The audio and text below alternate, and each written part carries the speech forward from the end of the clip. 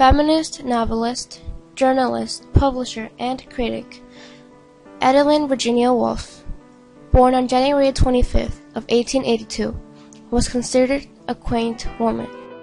Virginia Woolf was born in London. Her parents were Leslie and Julia Stephen.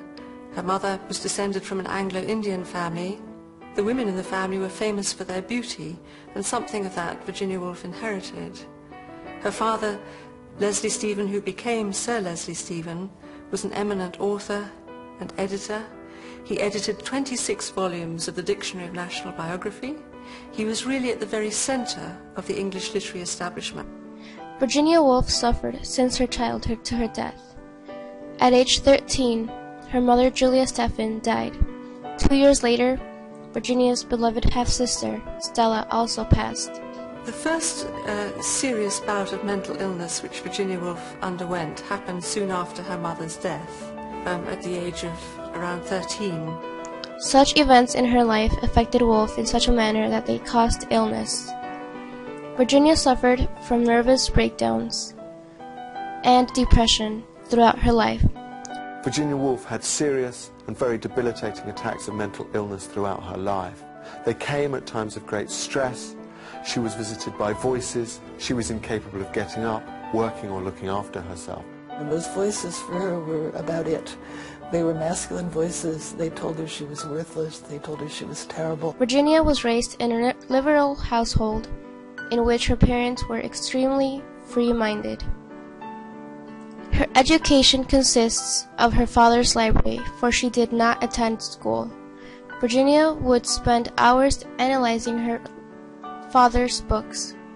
She rebelled against not having the right to go to school, like both her brothers Toby and Adrian, attending Cambridge. In 1905, Sir Leslie Stephen passed away, a key cause to the decay of Virginia's health. After joining the Bloomsbury group of authors who wished more rights in means of literature and writing style, Virginia met Leonard Woolf, the man who would become her husband. The Bloomsbury group was quite wonderfully omnisexual. Everybody had relations with everybody else. A lot of people hated them, regarded them as very exclusionary, as elite, also as lascivious and immoral, which is kind of fun to think about now.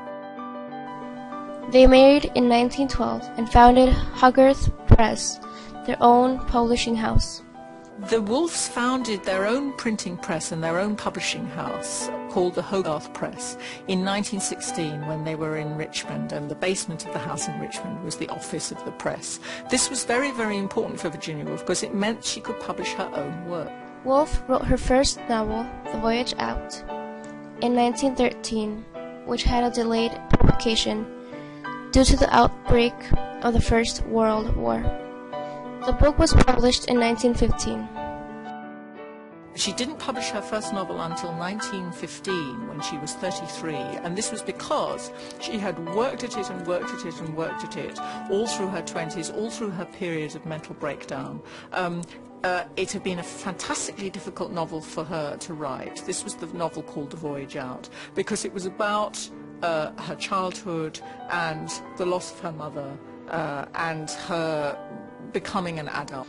Through life, Virginia Woolf was always seen as a very different person in thinking and personality.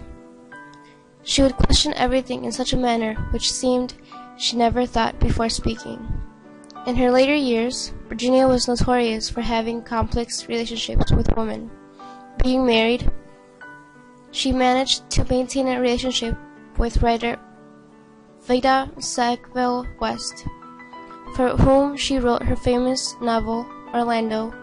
It was a total transformation. She was insulting and cruel to the people she loved most, like Leonard Woolf. She spat at people. She thought that Edward VII was coming to dinner when he'd been dead for 20 years. In 1929, Virginia Woolf published her most famous feminist work, A Room of One's Own.